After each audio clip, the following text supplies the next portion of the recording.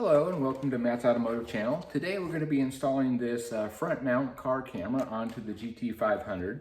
And the reason we're doing that is because this is my wife's car and she's constantly running into curbs and messing up the front air dam or chin spoiler there. And it's very easy to do, especially since the car has been lowered. It's very prone to hit anything that's low to the ground like that. So we basically had two different options. I could have put in one of the curb alert, which is an audio system that will beep at you when you near a curb. And I've had that before on my rigs. The downside to that is that I get a lot of false alarms just driving it around. Anything, speed bumps or any abnormalities in the road. Anyway, this particular car, it didn't come with either a rear camera or a front camera, but the previous owner had apparently put in Lockpick, which is a system that integrates into the sync system and the display that allows you to hook up a camera. When we purchased this car, it did have a rear mount camera, but no front mount camera. So anyway, the idea is just to go ahead and add a front mount camera that we can just turn on when parking it and then see where we are relative to the curb to hopefully prevent any more damage to the front chin spoiler. Chin spoilers are very expensive. I did go ahead and purchase one off eBay and I ended up just sending it back. It was pretty cheap. Well, it wasn't cheap, but it's cheaper than the OEM replacement for it. I paid, I think it was 138 bucks, and it was a polypropylene, just stamped out, no pre-drill holes or any of the clips that allow you to help install it. It was just a stamped out piece of plastic that was a piece of junk. And then on the ends, where it kind of wraps up into the fender well, they weren't long enough, which means they couldn't utilize both screws in the fender well to secure the chin spoiler. So anyway, I went ahead and sent that back, and the OEM one is quite a bit more expensive. I think I'm looking around $370, $380 to go ahead and replace that. So I definitely want to make sure that I don't have any more damage to something that's that expensive. So anyway, that's the reason for installing this front mount camera. So my approach to installing this camera is I'm not going to mount it first. What I want to do is hook it up to the display. And then once it's all hooked up, I can maneuver the camera around to various places on the bumper and find out where the best place to mount it is. So anyway, with that said, let's go ahead and get started. All right, we'll go ahead and start by removing this console. We'll take the gear shift knob off first. Now this particular knob is an aftermarket. So we have a couple additional steps here. We have an inner thread that changes the thread diameter and pitch.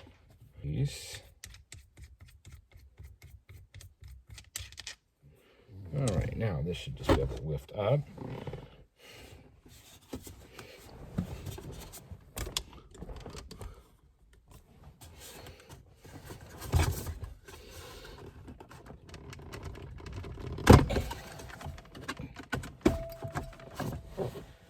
Okay.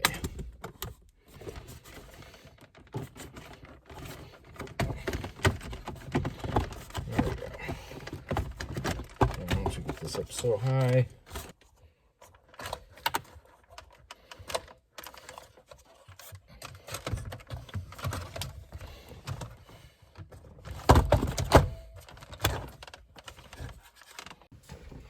All right, and next we just need to remove these. I believe they're 7 mm or a 9/32 will work. I'm going to use a 9/32 since I didn't have a 7 mm.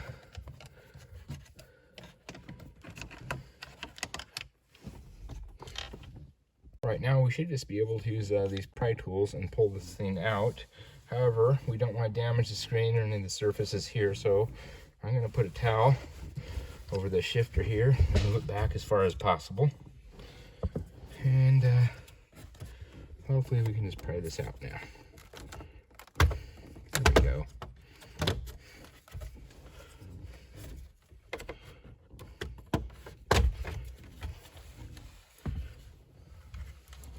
Okay, looks like there's just two connectors here that we need to remove. Okay, I'm not 100% certain, but I believe that the lockpick device that was added probably resides somewhere under here. So in order to get access to it, I'm going to go ahead and remove the CD player. Again, I believe these are just 9/32 or 7 mm. And there's just two, one on each side, holding this in place. And remove these, and it should just slide out. We got a couple more. We got 4 more screws to take out. One here, one here, one here, and one here.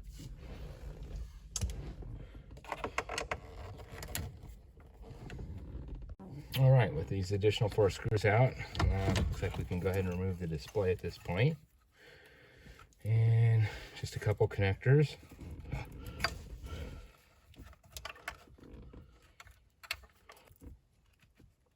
There we go. Now, hopefully this will just come out. There we go.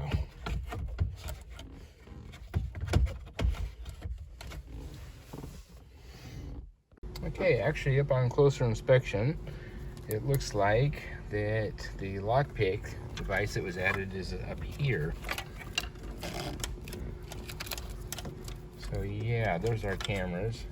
So hopefully we can find the connector here for a front mount camera. All right, so for the rear camera, they actually have it labeled here, a rear camera. It looks like for the one we're gonna use for the front is called baby cam, and then there's the 12 volt for it, and that is in orange wire, I believe. Let's see. Yeah, that's hooked to the orange wire. So anyway, it looks like we're gonna have to do some splicing to get it in here, but we'll go ahead and splice the new camera in and then test it before we run any wires. All right, now we kind of have it temporarily set up here with the camera just laying up in the front, but I'm now able to turn on the screen here and view the image here through the camera in the front. And so what I'll do is I'll go up front and move the camera around to determine where the best place to install it would be. One thing I learned with this lockpick system is that the trigger wire that's on the RCA jack, this guy here, does not actually trigger it unless you're using it as a backup camera. It has something to do with the lockpick system. However, went ahead and I'm still using the trigger wire, but that's just basically to get power to the camera. And then the second camera, I'll hit yes. And there's the image from the camera from where it is laying now. Okay, so this trigger wire that I'm talking about here on the RCA jack, I still have that hooked up to the 12 volt here, which they refer to as the baby cam, but that's actually power for the front camera. Even if you have, if you were to switch this and then just bypass this and then just apply 12 volts to it, it still does not turn the camera on. So the lockpick system there, it won't send an image back to the display unless it is actually told to do so, unlike the backup camera. Basically, all you would need to do is apply power. Usually power is applied here to this RCA in the back, tie it up to one of the backup lights, so that way when you put it in reverse, it goes ahead and triggers it. But it does not work the same for the front camera, so we can't do that. I was hoping it would work that way, because then I could just put a switch into the console here and then just hit the switch and then enable the camera, which would be really convenient. But now I'm just going to have to go through the menus using the phone button here to turn the camera on. One other thing to note here, I did not have another RCA jack for a camera, so I ended up using a splitter here. So basically I got 2 different inputs, one for the backup camera and then one for the front mount camera right here, and it's going into this single RCA jack that goes to the display. So basically this one jack is being used for both the front and rear camera. Now, I already tested this out. If you have the front camera on and then you put it in reverse, the reverse camera will override it, and then so you get to see what you're backing into. And then once you turn go back into gear and go forward, the backup camera will go off as expected, and then it will return to the front camera. All right, so after looking for a mounting spot, looked like a good place, or easy place anyway to put it, was right here. So I put a hole in here, and then we're just gonna run the wire down along underneath here, And I took the inner fender well off, and we're going to go in right through this point here and then run the wire over to the screen. All right, for the grounding, I did check to see if we have continuity to ground. This wire is hooked to the negative battery terminal, and I put a multimeter between there and this nut here, and we do. So this nut here is grounded, so that should make a good ground. And it's also fairly close to this adapter that we plug in. So I'm going to take this terminal here, I'll put a different connector on it so we can ground it out right here. And of course the positive one I hooked to the switch cable on the RCA, and so basically it'll be powered from the inside of the car going through this RCA. With the new connector and secured, this is what it looks like. All right, so I went ahead and zip tied it to this piece here, and then I rolled up a little bit of extra and then put it back here. That way, if we decide to change the location of the sensor, we could potentially move it over further if we decide to at a later date. All right, so this is going to simplify things because that leaves us only with this single RCA wire to run back to the head unit. So we'll go ahead and kind of route it through here, this grommet here, and then pull it on through. All right, so with the little rubber nub cut off, you can see here, we'll just run a wire right through here, and it comes out right there by the kick panel on the passenger side. All right, and now with it pushed through, you don't have to take any paneling off at all, none whatsoever. And we can just kind of reach back in here and then start pulling it out more.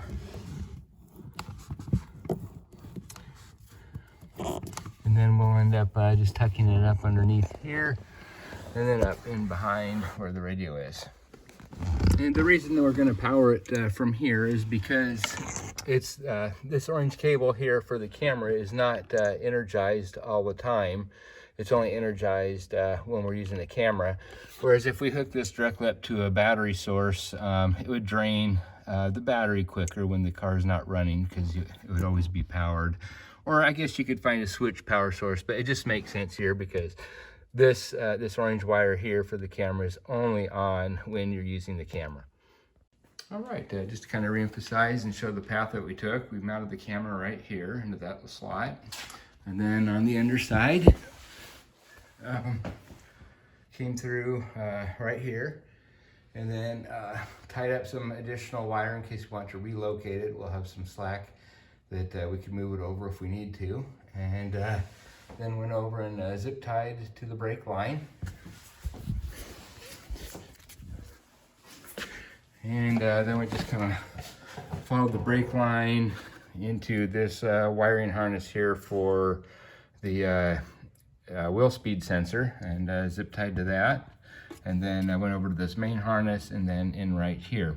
Now we'll go ahead and fill this with some putty to prevent any water intrusion into the vehicle.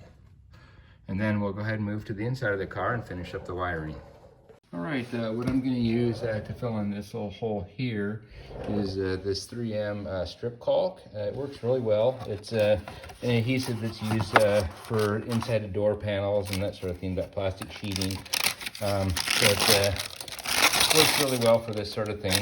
And it's made for making things watertight. So you can just take your strip here and then pull off whatever amount you need. And then I'm just going to go ahead and wrap it around the wire here. All right, as you can see, I went ahead and put this on. It's always a good idea when you go into a orifice like this to have kind of like a little drip line here. So make sure that it comes down and then back up. That way, if any water does end up on this, it drips away from the hole instead of into it. All right, at this point, we can go ahead and put the fender wells lines back in and then put the wheel back on. We'll set it back down and then we'll move to the inside of the vehicle. All right, real easy. I just used some fish tape here. Shine the light down here and then we could see the light, and I just kind of fished this through where I could see the light, and came out right down here. Went ahead and taped the wire to the fish tape, so I'll just go ahead and pull it on through And then we'll just go ahead and zip tie it up here so it doesn't dangle. All right, so we got it all back together here, and this is the way that it works. What you do is, for lockpick anyway, you hold this down for a few seconds, and then you get the menu pop up on the screen. The view second camera, we'll hit yes. And there we are, and there's the curb in front of us. So we'll just inch forward until the bottom of the curb is just barely out of sight. And then, for the placement that we have that camera on the bumper here, I can show you how far we are from the curb.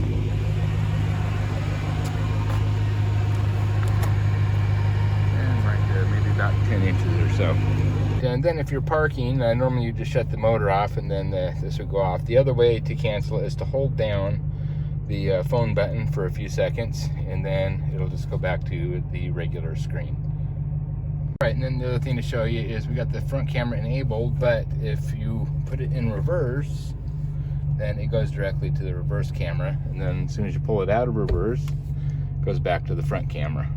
All right, this install went pretty much as planned. The only exception to that was I was hoping that we could use that red trigger wire on the RCA cable to start the camera up, so we could just put a momentary button on the console, but apparently the secondary camera doesn't work like the reverse camera. But other than that, everything looks like it's a success, so we'll go ahead and order that more expensive chin spoiler, and we won't have to worry about damaging it. Till next time, I'll see you then. Bye-bye.